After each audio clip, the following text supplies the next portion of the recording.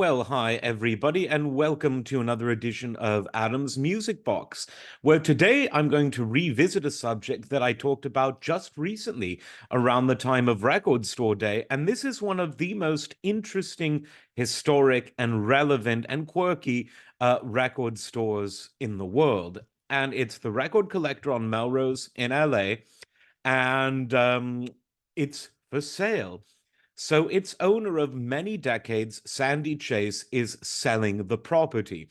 He originally opened up the store in the 70s on Highland Avenue, and then in the very early 90s, in the year 1990, in fact, he moved to its present large location on Melrose, in what has traditionally been a very fashionable and hip street. Now there's lots of crime problems in LA.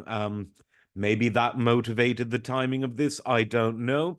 But in any case, it's for sale.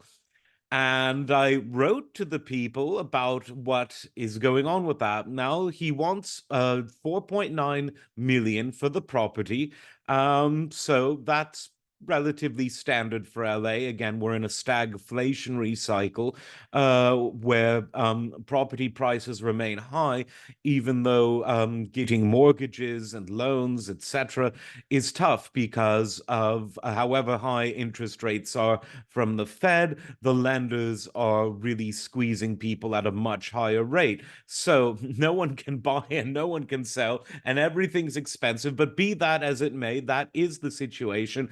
And with all of the problems, LA, which used to be, I think, the coolest big city in the US and one of the coolest in the world, for all the problems it's having for mainly political reasons, it's obvious it will come back eventually. Every great big city eventually does, unless it loses a huge industrial base, never to come back. Now, and LA is still the entertainment capital of the world, and the weather and geography means that it will have a much easier time of coming back than, let's say, a city like Detroit. Um, anyway, it's for sale, and I made some, phone calls. Not that I have 4.9 million. If I did, I'd be using it to promote this channel. Hey, hey. But it's not certain whether the business assets, meaning the records inside, are going to be part of the sale. That's all up for negotiation.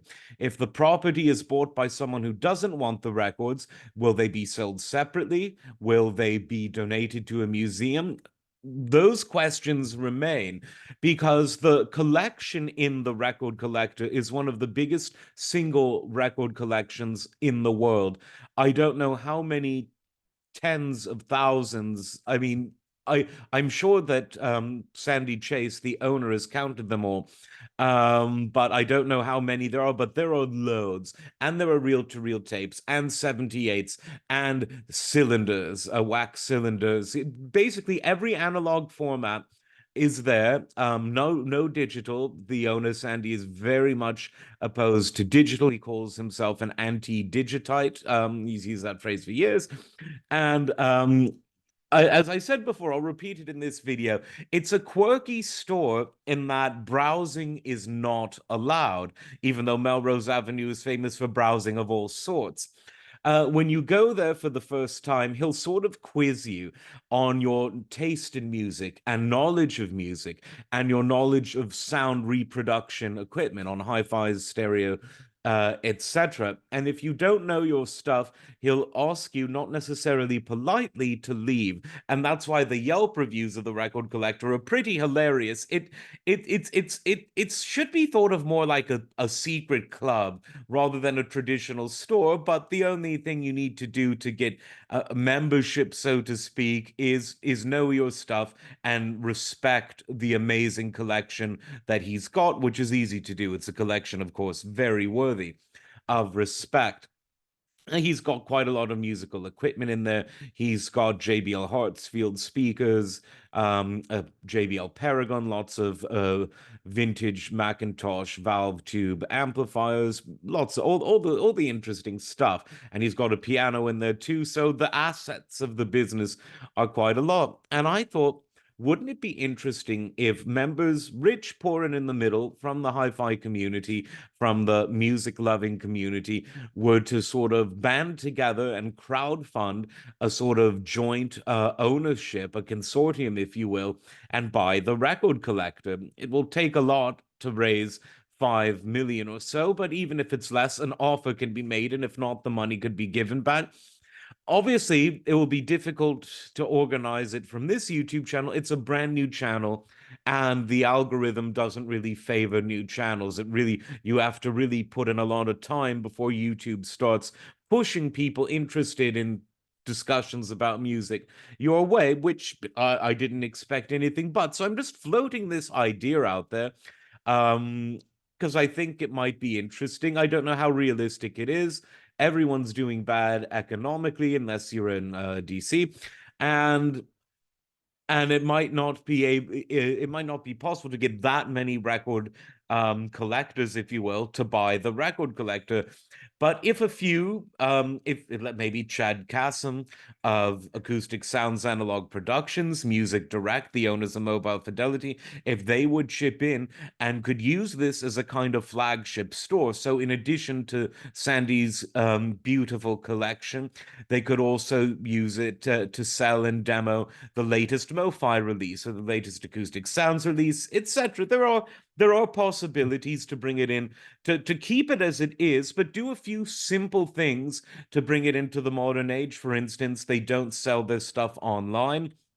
Um, that could change. Cataloging all of it would be difficult, but you could even just have a form that says, right, I'd like this record, and then someone would come back to them with the price, the quality of what kind of shape the record's in, shipping details, because that's how the store worked. No browsing. You'd say to Sandy or his assistant Henry, who was always there, I would like so and so record in such and such condition. Give them 5 to 10 minutes, it would appear. They literally had everything. And so that's an idea. There's other ideas, but I'm just again floating it out there because the best case scenario is that someone or a group of people buy the record collector and keep it as it is, leave it open, and hopefully you're able to weather the economic and crime storm in LA till brighter days return and more success and interesting things can happen at the record collector. Worst case scenario, someone buys the building, demolishes it, and the records are all sold off, piecemeal, and the huge collection that Sandy Chase built up over the decades is just scattered to the seven corners of the earth. Obviously, I'm sure the individual records would go to good homes, but keeping this collection intact, I think, is something that, frankly, if a buyer doesn't come in, maybe the Smithsonian should make some phone calls, or another great art museum anywhere in the world. The collection ought to be intact. But those are some ideas. No reason is given as to why it's shutting, other than Sandy just feels it's time to go. Obviously, he's far from a young man, though in interviews that he's given to the press in the last few days, he sounds fine, looks fine. And who knows? There've been a lot of robberies on Melrose, organized crime in the sense that organized armed robberies, smash and grabs. A lot of the merchants on that street deal with cash, which is good for the criminals, unfortunately.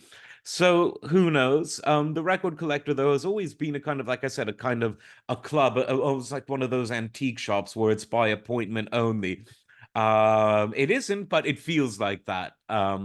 So I hope that it could stay open. That would be the best thing for the world of music and the world of record collecting, but it's really anyone's guess, especially at a time like this. But for all your quirks, eccentricities, and genius, thank you to Sandy Chase. Thank you to Henry for all the amazing work you've done at the Record Collective for decades. Like, subscribe, let me know what you think about buying the place, and we will see you next time. Take care.